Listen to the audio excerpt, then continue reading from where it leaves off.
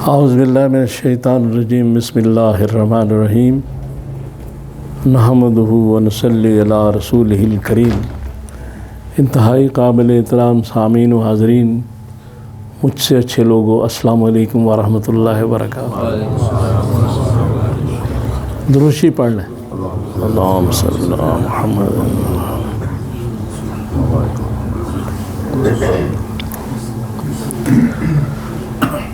جسم اور روح کا بڑا تعلق ہے۔ روح زندگی ہوتی ہے اور روح سے زندگی ہوتی ہے۔ جسم سے روح نکل جائے تو وہ جسم پھر بے جان ہو جاتا ہے۔ لہذا ہمارا جو دین ہے، اسلام ہے، اس کی روح کیا ہے، اس کو سمجھنا بڑا ضروری ہے۔ تو اسلام کی جو روح ہے وہ ہے توحید اور رسول اللہ صلی اللہ علیہ وآلہ وسلم کی محبت۔ یہ روح ہے اسلام کی۔ اسلام نماز ہے، حج ہے، زکوٰۃ ہے، روزہ ہے، ساری چیزیں۔ ایمان ہے، لیکن ایمان مکمل ہی نہیں ہوتا اگر حضور صلی اللہ علیہ وآلہ وسلم کی محبت نہ ہو۔ لہذا نماز ہو، روزہ ہو، کوئی چیز بھی ہو، ان کی اصل جو روحانیت ہے یا جو ان کے اندر روح ہے وہ توحید اور عشق رسول ہے، حضور کی محبت ہے۔ اسی سے سارا معاملہ چلتا ہے۔ ہم اگر دروشی پڑھتے ہیں تو بے شمار فضائل اس کی احادیث میں درج ہیں، بار بار بیان کیے گئے ہیں۔ لیکن اگر یہ سمجھ کے ہم دروشی پڑھیں کہ ہم نے رسول اللہ صلی اللہ علیہ وسلم کو اور اللہ کو راضی کرنا ہے، یہ صرف ایک مشین کی طرح نہیں بلکہ ان کو راضی کرنے کے لیے، دل کو اس طرف راغب کرنے کے لیے، اور جیسے احادیث میں ہے کہ جو شخص بھی حضور پہ درود بھیجتا ہے وہ حضور تک پہنچتا ہے، چاہے اس کا کوئی بھی ذریعہ ہو۔ تو اگر یہ محسوس کر کے کہ میں جو اس وقت حضور کو درود پیش کر رہا ہوں وہ آپ سن رہے ہیں، تو اس درود پاک میں روحانیت آ جائے گی، اس کی کیفیت بدل جائے گی۔ اسی طرح نماز میں جب محسوس کریں کہ اللہ کو میں دیکھ رہا ہوں، نہیں تو اللہ مجھے دیکھ رہا ہے، اس نماز میں پھر روحانیت آ جائے گی، وہ روح آ جائے گی، وہ اس نماز کی زندگی بن جائے گی۔ اسی طرح یہ درود شریف حضور سے محبت کا تقاضا ہے، اور محبت کے تقاضے میں جو سب سے پہلی سیڑھی ہے، جو سب سے پہلا درجہ ہے، وہ ادب ہے کہ حضور صلی اللہ علیہ وآلہ وسلم کا ادب پیدا کیا جائے۔ چونکہ اگر ادب نہیں ہوگا تو پھر یہ کہ قرآن تو یہ کہہ رہا ہے کہ اگر کہیں بے ادبی ہو گئی تو اعمال ہی سارے ختم ہو جائیں گے۔ لہذا ادب ضروری ہے۔ ادب کے بعد پھر حضور سے محبت، اور پھر اللہ سے محبت، اور پھر اللہ کی توحید، شرک سے بچنا۔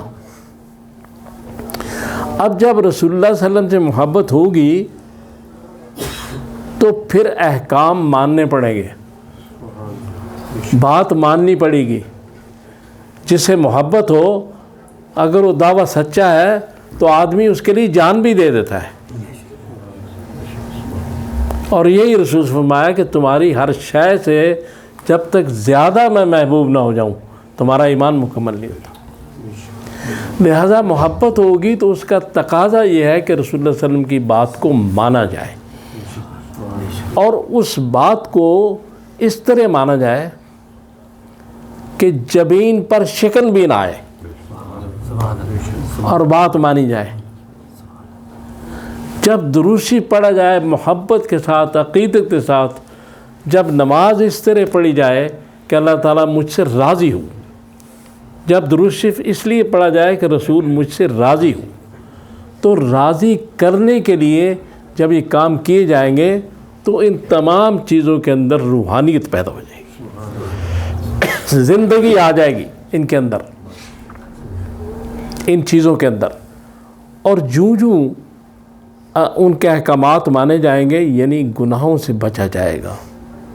جتنے بھی حضور نے ارشادات فرمایا کہ یہ کام نہیں کرنا، یہ کام نہیں کرنا، یہ کام کرنا ہے، یہ نہیں کرنا، ان سب پہ عمل درآمد شروع ہو جائے گا تو محبت بڑھتی جائے گی. اور پھر وہ انسان کے دل، دماغ، ذہن ہر شے پہ اثر انداز ہوگی. اور محبت ایک ایسی چیز ہے کہ جو مثبت چیز ہے، پازیٹیو چیز ہے. یہ انسان کی سوچ، تھنکنگ ہر شے کو پازیٹیو کر دیتی ہے، اور نفرت ہر شے کو نیگیٹو کرتی ہے. حسد نفرت ہے. دوسری چیزیں کسی کو نقصان پہنچانا نفرت ہے. تو کامل مسلمان وہ ہے کہ جس ہاتھ اور زبان سے دوسرے مسلمان کو نقصان نہ پہنچے. تو محبت ہے نا، تو محبت ہی روح ہے، محبت ہی زندگی ہے. تو اتباع رسول جو ہے اس میں اگر ادب بھی ہوگا اور محبت بھی ہوگی پھر وہ اتباع رسول کہلائے گی. اسی طرح اللہ تعالیٰ کی توحید جب دل میں بس جائے گی پھر اس کے سوا آدمی نہ تو کسی کے آگے جھکے گا، پھر نہ کسی سے کچھ مانگے گا. مالک جب ایک بنا لیا، محبت جب اس سے ہو گئی تو پھر اس کا ہی ذکر جاری اور ساری رہے گا. اور یہی توحید ہے. جتنا بھی اس کا ذکر ہوگا اتنا انسان اندر سے پاک ہوگا. اور اسی طرح اگر حضور صلی اللہ علیہ وآلہ وسلم سے محبت ہوگی تو انسان پاک ہوگا. تو پاک ہوگا تو روح طاقتور ہوگی، روح میں مضبوطی آئے گی. روح جو ہے اس کی پھر پرواز جو ہے وہ بلند ہونی شروع ہو جائے گی، چونکہ طاقت آ جائے گی اس میں. پھر اسرار الہی جو ہے ان کا اظہار ہونا شروع ہو جائے گا اس روح پہ. یہ روحانیت ہے. یعنی علامہ نے کہا ہے نا، علامہ اقبال نے، کہ جب عشق سکھاتا ہے آداب خود آگاہی، کھلتے ہیں غلاموں پر اسرار شہنشاہی. پھر وہ رموز کائنات اس انسان کی سمجھ میں آنے شروع ہو جاتے ہیں جس کو آپ روحانیت کہتے ہیں، جس کو ہم روحانیت کہتے ہیں. اور روحانیت یہی ہے کہ توحید، حضور سے محبت، یہ زندگی ہے. یہ دین اسلام کی روح ہے. اللہ کی توحید، حضور سے محبت، حضور کا ادب، اور اس کے بعد حضور کے حکم کو ماننا. تو اسی لیے قرآن پاک نے کہا، اللہ تعالیٰ نے فرمایا کہ وَنَفَخْتُ فِيهِ مِن رُوحِي فَقَعُوا لَهُ ساجدین، کہ جب میں نے اپنے روح میں سے روح داخل کی آدم میں تو فرشتوں کو کہا اس کو سجدہ کرو. تو کھیل تو سارا روح کا ہی ہے نا، روح داخل ہوئی تو سجدہ ہوا نا. معاملہ تو سارا روح کا ہے، معاملہ تو سارا روحانیت کا ہے. نماز کی روحانیت، نماز کی نورانیت، درود شریف کی نورانیت، درود شریف کی روحانیت تبھی حاصل ہوگی جب ہم اس کو اس سلیقے سے پڑھیں گے جو سلیقہ بیان کیا گیا ہے، جو طریقہ بیان کیا گیا ہے، جو ادب بیان کیا گیا ہے.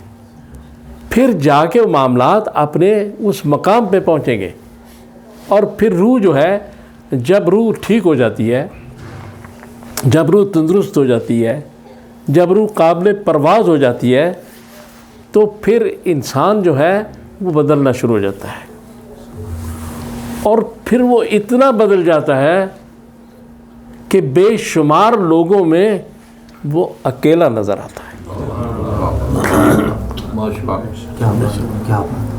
اس قدر تبدیل ہو جاتا ہے وہ انسان۔ یہ روحانیت ہے، اور یہ روحانیت توحید اور عشق رسول کی وجہ سے ہی حاصل ہوگی، چونکہ یہ سارے اسلام کی روح ہے، اور اس کو حاصل کرنا چاہیے۔ یہی حاصل کرنے والی چیز ہے۔ اللہ تعالیٰ سے دعا کریں اللہ مجھے اور آپ کو توفیق دے کہ میں نے جو باتیں کی ہم ان پہ عمل کر سکیں۔ صلی اللہ تعالیٰ علی خیر خلقہ محمد و آلہ وصحبہ۔